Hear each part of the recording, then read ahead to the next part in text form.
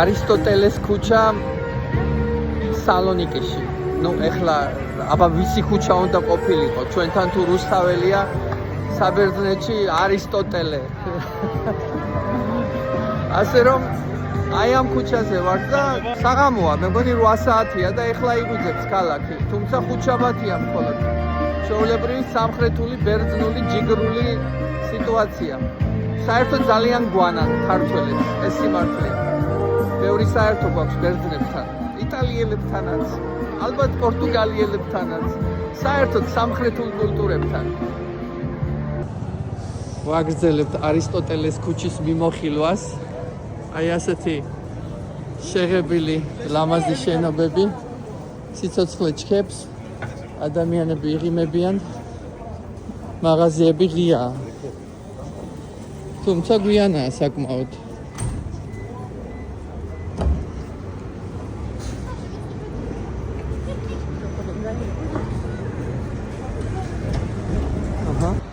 ტრადიციული ბერძნული ქანდაკების ნიმუშები, ეკლესიები.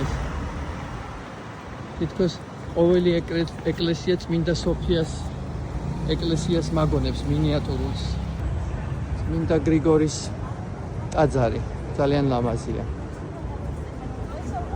საერთოდ ბერძნული არქიტექტურა საკმაოდ მიმზიდველია. ფორთოხლის თუ მანდარინის ხეები, მაგრამ რა სილამაზეა, რა კარგია. ანუ იზრდება აქ მანდარინი და პორტოხალი. მე კიდევ ვიფიქრე, რატო ყრის ეს ხალხი პორტოხალს მიწაზე მეტყიდა, თუმცა თავის ეცემა მიწას და ადამიანები დადიან. შთამბეჭდავია ეს ყველაფერი, ძალიან ლამაზია. ეს შენობები მშვენიერია.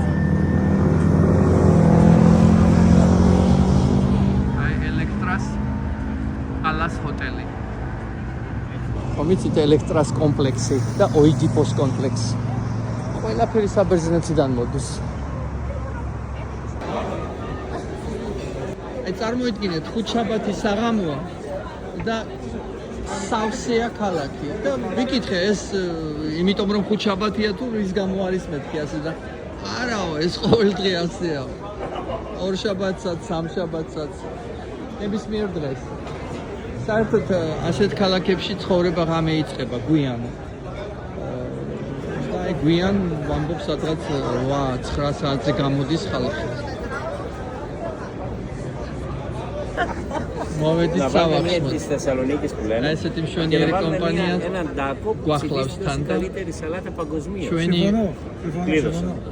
ოფიციანტი ისე ლამაზად გვიხსნის საჭმელებს, რომ უბრალოდ რომ მოусმინო ეს არის Δεν θέλετε, სასიამოვნო. γιατί τα πιάτα που πήρατε αρκετά έχουν.